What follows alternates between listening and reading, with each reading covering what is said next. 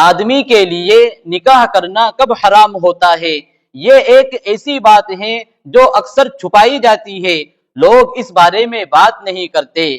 لیکن آج ہم آپ کے سامنے اس ویڈیو میں اسی پر بات کرنے والے ہیں کہ کب کسی آدمی کے لیے، کسی مرد کے لیے نکاح کرنا، شادی کرنا حرام ہوتا ہے، منع ہوتا ہے۔ تو دوستو، سب سے پہلے آپ ایک بات یہ یاد رکھیں کہ نکاح یہ سنت رسول صلی اللہ علیہ وسلم ہے، جیسا کہ حدیث شریف میں ہے النکاح من سنتی، آپ علیہ الصلوۃ والسلام کا ارشاد مبارک ہے کہ نکاح میری سنت ہے، میرا طریقہ ہے۔ لیکن ساتھ میں آپ یہ بھی یاد رکھیں کہ نکاح ہر آدمی کے لیے ہر وقت ہر حالت میں سنت نہیں ہوتا، بلکہ کچھ حالتیں ایسی ہوتی ہیں کہ ان حالتوں میں آدمی کے لیے نکاح کرنا حرام ہوتا ہے۔ جی ہاں دوستوں، کچھ حالتیں، کچھ صورتیں، کچھ وجہیں ایسی ہوتی ہیں کہ جن وجہوں میں آدمی کے لیے نکاح کرنا حرام ہوتا ہے، منع ہوتا ہے۔ اب آپ سوچ رہے ہوں گے کہ آخر ایسی کون سی حالتیں ہیں، آخر ایسی کون سی وجہیں ہیں کہ جن وجہوں میں آدمی کے لیے نکاح کرنا ہی حرام ہو جاتا ہے؟ تو سب سے پہلی وجہ تو یہ ہے کہ اگر آدمی کو یقین ہو کہ میں نکاح کے بعد بیوی کے لیے کھانے پینے کا، کپڑے لتے کا اور اس کے رہنے کے لیے مکان کا انتظام نہیں کر سکوں گا، اگر کسی آدمی کو یہ یقین ہو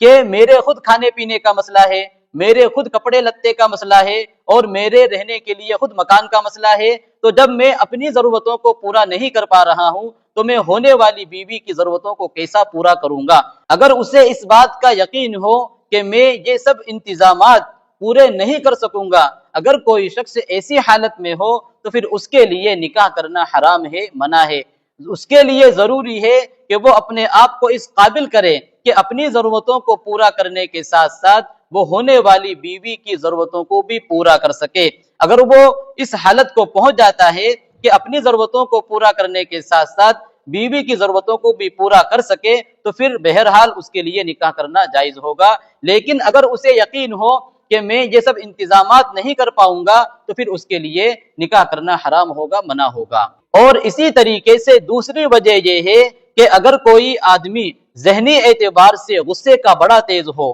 اسے بہت زیادہ غصہ آتا ہو اور وہ اپنے غصے پر قابو نہیں رکھ پاتا ہو،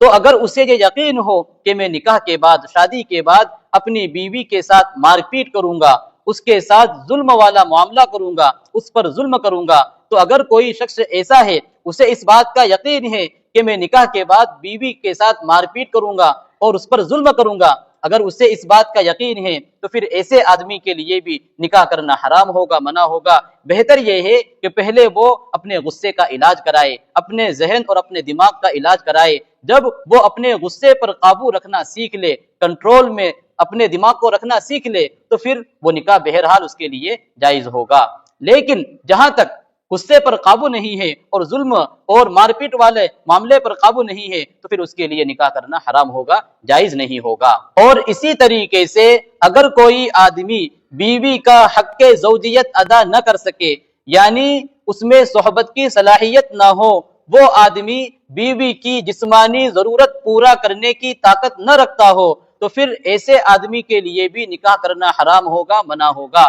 اسے چاہیے کہ پہلے وہ اپنا علاج کرائے، پہلے اپنے آپ کو اس قابل بنائے، پھر نکاح کے بارے میں سوچے۔ تو دوستوں، یہ کچھ ضروری باتیں تھی کہ کب آدمی کے لیے نکاح کرنا حرام ہوتا ہے، منع ہوتا ہے۔ امید ہے کہ آپ کو اس ویڈیو سے فائدہ ہوا ہوگا۔ زیادہ سے زیادہ لوگوں تک اس ویڈیو کو شیئر کریں، لائک کریں اور اس طرح کی دینی اور معلوماتی ویڈیو کو حاصل کرنے کے لیے ہم سے جڑے رہیں۔ السلام علیکم ورحمۃ اللہ وبرکاتہ۔